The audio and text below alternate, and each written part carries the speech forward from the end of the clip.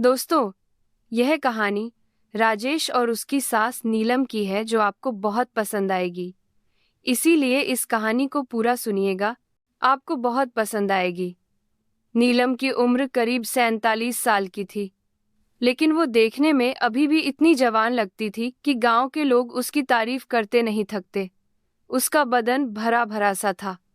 वो साड़ी पहनती तो उसकी कमर की लचक और साड़ी की फिटिंग से आंखें ठहर जाती। उसके बाल लंबे और घने थे जो वह अक्सर खुला छोड़ देती, और चेहरे पर वो मुस्कान जो कभी-कभी इतनी मीठी लगती कि लगता जैसे कोई राज छुपा हो। नीलम का घर गांव के बाहर एक बड़े से मकान में था, जहां उसका पति रामलाल खेतीबाड़ी संभालता था। उनकी बेटी रीना की शादी हो चुकी थी और दामाद राजेश अब घर का हिस्सा बन चुका था। रीना शहर में नौकरी करती थी, इसलिए वो और राजेश दोनों ही घर पर रहते, लेकिन रीना अक्सर ऑफिस के काम से बाहर रहती। घर में बस नीलम, रामलाल, राजेश ही रहते थे। राजेश के घर में वह अकेला ही था, इसीलिए वह अब ससुराल में ही घर जमाई बन के रहता था। राजेश के पास भी अच्छी जमीन थी, लेकिन वह अपनी जमीन ठेके पर देके यहाँ ससुराल में रहता था। राजेश एक साधारण सा लड़का था, उम्र 28 साल, लेकिन उसकी आंखों में एक चमक थी जो नीलम को कभी कभी अजीब लगती। वो घर में मदद करता, खेतों में रामलाल के साथ जाता, लेकिन शाम को जब सब बैठकर बातें करते तो राजेश की नजरें अपनी सास नीलम पर ठहर जाती। नीलम को पता था कि उसका दामाद उसे देखता है, लेकिन वह इसे अनदेखा करती, क्योंकि घर परिवार में ऐसी बातें होती रहती हैं। एक दिन की बात है, सुबह सुबह नीलम रसोई में चाय बना रही थी। बाहर धूप निकल आई थी, लेकिन घर के अंदर अभी भी ठंडक थी। राजेश उठकर आया। उसके बाल बिखरे हुए थे और वह सिर्फ बनियान और पजामा पहने था। सासू माँ, चाय मिलेगी क्या? उसने मुस्कुराते हुए कहा, लेकिन उसकी आवाज में एक ऐसी मिठास थी जो नीलम को थोड़ा असहज कर देती। नीलम ने पलट कर देखा।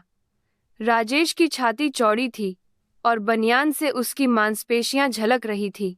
सासू माँ ने कहा, हाँ बेटा, बस बना रही हूँ।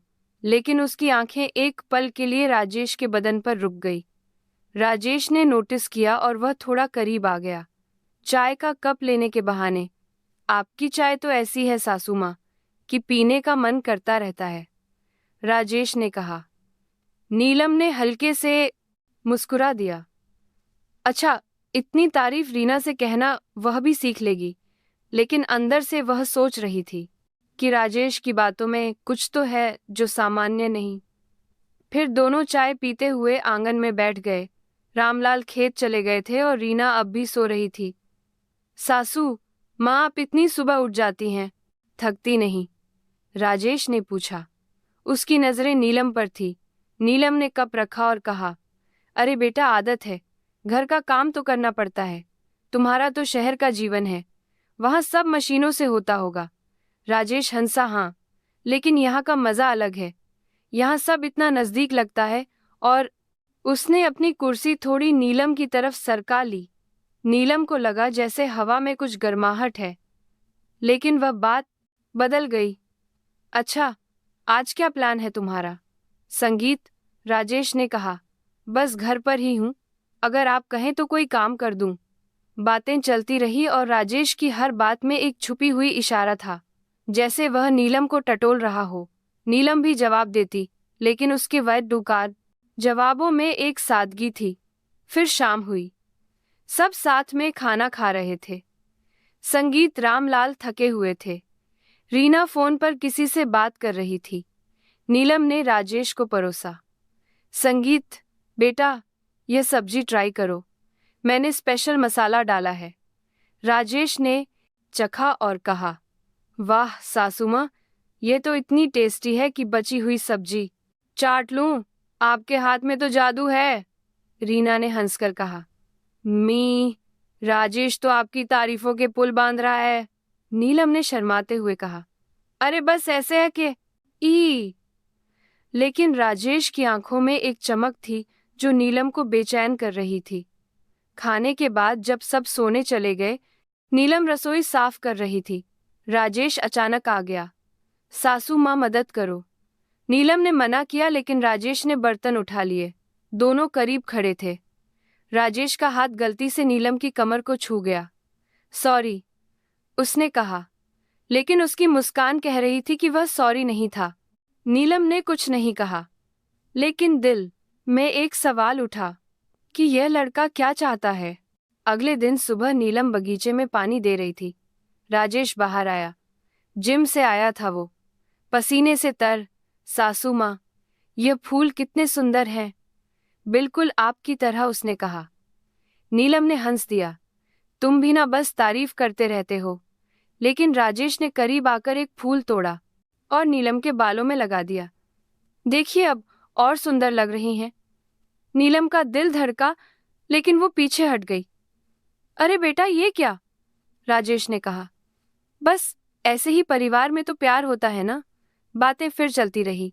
फिर रीना काम पर चली गई। रामलाल बाहर थे। घर में सिर्फ नीलम और राजेश। संगीत। राजेश ने कहा, सासू माँ, आपका कोई राज है क्या? आप इतनी खूबसूरत होकर भी इतनी सादगी से रहती हो। नीलम ने कहा, राज क्या, बस जीवन है। लेकिन राजेश की बातों से लग रहा था जैसे वह कुछ और जानना चाहता हो। फिर दिन बीतते गए और राजेश की हरकतें बढ़ती गईं। एक शाम संगीत नीलम छत पर कपड़े सुखा रही थी। राजेश ऊपर आया। सासू माँ, हवा कितनी अच्छी है ना। उसने सैड जानकर मैं आप सैड बारा है कहा और नीलम के पास खड़ा हो गया। हवा से नीलम की साड़ी उड़ रही थी और राजेश की नजरें उस पर थी। आपकी यह साड़ी कितनी सॉफ्ट लगती है, उसने कहा और हाथ बढ़ाकर छूने की कोशिश की। संगीत। नीलम ने हाथ हटा लिया। राजेश, क्या कर रहे हो? लेकिन राजेश ने मुस्कुराकर कहा, बस देख रहा था, मटेरियल अच्छा है। नीलम को गुस्सा आया, लेकिन वह चुप रही, क्योंकि परिवार टू बढ़ाकर कहा, टे ना जाए। संगीत। रात को रामलाल से बात की, लेकिन कुछ नहीं कहा। अगले दिन राजेश ने फिर कोशिश की। वो रसोई में आया। नीलम रोटी बेल रही थी। सासू माँ, मुझे सिखाओ ना रोटी बनाना, उसने कहा और पीछे से खड़ा हो गया। लेकिन वो बोली बड़ा रीना से, सीखो। राजेश ने कान में फुसफुसाया, लेकिन मुझे तो आपसे सीखना है। लेकिन नीलम ने उसे धक्का देकर हटा दिया। फिर एक दिन घर में एक छोटी सी पार्टी थी। रिश्तेदार आए थे। सब हंस खेल रहे थे। नीलम ने अच्छे से सजकर खुद को तैयार किया। उसकी साड़ी चमक रही थी। राजेश की आंखें उस पर टिकी। पार्टी में डांस हुआ, गाने बजे। राजेश ने नीलम को डांस के लिए कहा, सासू माँ, एक डांस हो जाए। नीलम ने मना किया, लेकिन सबने जोर दिया। डांस में राजेश करीब आया। आप फ्लेक्सिबल हैं, उसने कहा और आंख मारी। नीलम ने मुस्कुरा दिया, लेकिन अंदर से सोच रही थी कि ये कहाँ तक जाएगा। फिर पार्टी खत्म हुई और सब संगीत चले गए। रात को नीलम अकेली थी। राजेश आया। सासू माँ, आज आप कमाल लग रही थी, नीलम ने कहा। बस अब सो जाओ। राजेश ने गुड नाइट कहा और चला गया, जैसे वह नाराज हो गया हो। फिर दिनों दिन बातें बढ़ती गईं। राजेश अब खुलकर तारीफ करता, सासू माँ, आपकी स्किन इतनी स्मूथ है। क्या राजेश? है, नीलम कहती, बस नेचुरल। फिर समय बीतता गया और घर की दिनचर्या में राजेश की मौजूदगी अब एक आदत सी बन गई थी। नीलम अब सतर्क तो रहती, लेकिन राजेश की बातों में वह डूबने लगी थी, जैसे कोई पुरानी यादें ताज़ा हो रही हो। एक सुबह की बात है। नीलम घर के आंगन में झाड़ू लगा रही थी। धूल उड़ रही थी और सूरज की किरणें उसके चेहरे पर पड़ रही थी, जिससे उसकी त्वचा चमक रही थी। राजेश बाहर आया। वह अभी अभी नहा कर आया था। उसके बाल गीले थे और टॉवल कंधे पर रखा था। सासू माँ, आप इतनी मेहनत क्यों करती हो? मुझे करने दो ना, उसने कहा और झाड़ू लेने के बहाने नीलम के करीब आ गया। उसका टॉव लग गिर गया और वो झुककर उठाने लगा। अरे बेटा मैं कर लूंगी, नीलम ने कहा। लेकिन राजेश ने झाड़ू पकड़ लिया। दोनों के हाथ छू गए और राजेश ने थोड़ी देर पकड़े रखा।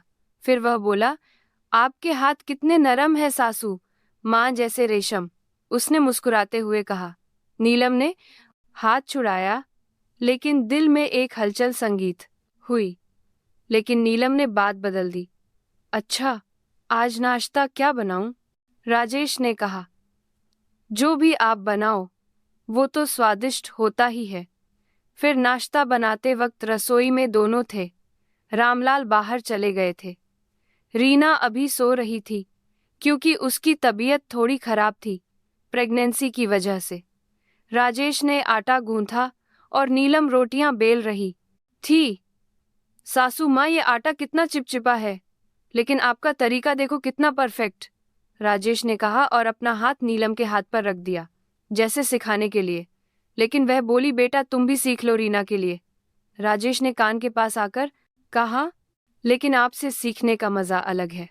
हवा में एक तनाव था, लेकिन तभी रीना की आवाज आई, मम्मी, और सब सामान्य हो गया।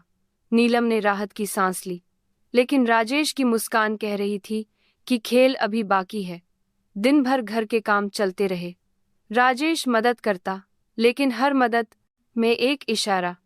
जैसे पानी की बाल्टी उठाते वक्त वह नीलम के पास से गुजरता और उसका कंधा छू जाता। नीलम चुप रहती, क्योंकि परिवार में शांति बनाए रखनी थी। फिर शाम को सब साथ बैठे चाय पी रहे थे। रीना ने कहा, पापा, आज राजेश ने कितनी मदद संगीत की मम्मी की? रामलाल ने हंसकर कहा, हाँ, अच्छा दामाद है हमारा। लेकिन नीलम की आंखें राजेश से मिली और राजेश ने आंख मारी, जैसे कोई राज साझा हो। रात को खाना खाने के बाद नीलम छत पर टहल रही थी। चांद निकला था और हवा ठंडी थी। राजेश ऊपर आ गया। सासू माँ, अकेले टहल रही हो? मुझे भी साथ ले लो, नीलम ने कहा। हाँ बेटा, आ जाओ। दोनों साथ चलने लगे।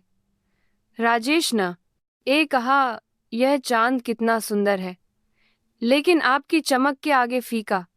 नीलम ने हल्के से मुस्कुरा दिया। तुम भी बस तारीफ ही करते रहते हो। लेकिन राजेश ने करीब आकर कहा, सच कह रहा हूं, आप में वो आकर्षण है जो खींचता है। नीलम का दिल तेज धड़का, लेकिन राजेश ने बात बदल दी। अच्छा, आपकी जवानी की कोई कहानी सुनाओ ना।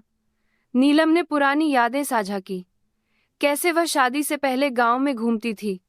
राजेश सुनता रहा, लेकिन उसकी आंखें नीलम के होठों पर थी।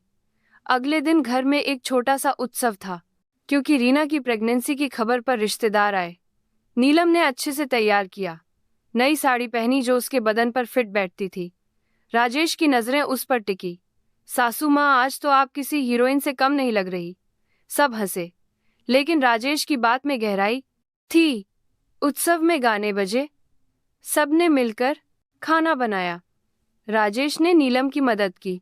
सब्जी काटते वक्त उसके हाथ नीलम के हाथ से टकराए। लेकिन आपका हाथ कितना गर्म है। नीलम ने कुछ नहीं कहा, लेकिन अंदर से सोच रही थी कि यह कब रुकेगा। रिश्तेदारों ने तारीफ की। नीलम, तेरा दामाद तो तेरी कितनी केयर करता है। नीलम ने हाँ में सर हिलाया, लेकिन राजेश ने कान में फुसफुसाया, केयर तो मैं और भी कर सकता हूँ। धीरे धीरे राजेश की हरकतें और सूक्ष्म हो गईं। एक दिन नीलम घर के पुराने कमरे में सामान व्यवस्थित कर रही थी। धूल भरी थी और वो खांस रही थी।